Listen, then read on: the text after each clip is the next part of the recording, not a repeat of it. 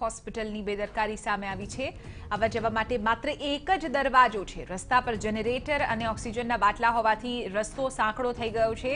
હોસ્પિટલની આ સ્થિતિ છે। પીજીવીસીએલની તપાસમાં હોસ્પિટલના વાયરિંગ ખૂબ જ પાતળા હોવાનો ખુલાસો થયો છે।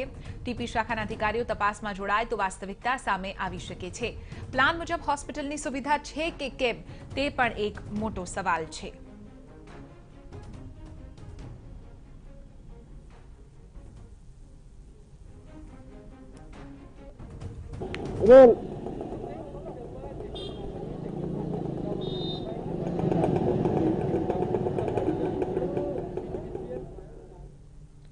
તો મહત્વની વાત છે કે પીજીવીસીએલ તરફથી તપાસ કરવામાં આવી રહી છે। રાજકોટમાં જે ઉદય હોસ્પિટલની સ્થિતિ થઈ હતી, દુર્ઘટના બની હતી, જે બાદ અલગ અલગ હોસ્પિટલમાં તપાસ કરવામાં આવી રહી છે, જેમાં કરણસિંહજી જે રોડ છે તેના ઉપર આવેલી હોપ કોવિડ હોસ્પિટલ છે તેની બેદરકારી સીધી રીતે દેખાય, કારણ કે આવવા જવા માટે માત્ર એક જ દરવાજો છે અને જે રસ્તો છે ત્યાં જનરેટર અને ઓક્સિજનના બાટલા હોવાથી રસ્તો પણ સાંકડો થઈ ગયો છે।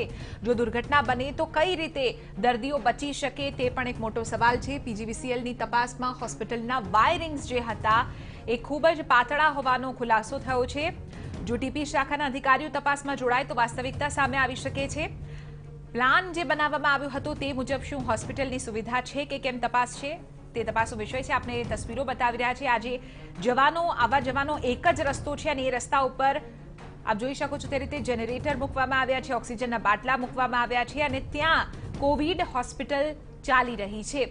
ન કરે નારાયણ કોઈ દુર્ઘટના બને તો આખરે કઈ રીતે દર્દીઓ બચી શકે તે એક મોટો સવાલ છે। મોટા મોટા ઓક્સિજનના બાટલા અહીં છે અને આ જ એક રસ્તો છે કે જ્યાંથી આવી શકાય અને જઈ શકાય। પ્રોપર વેન્ટિલેશનનો અભાવ છે।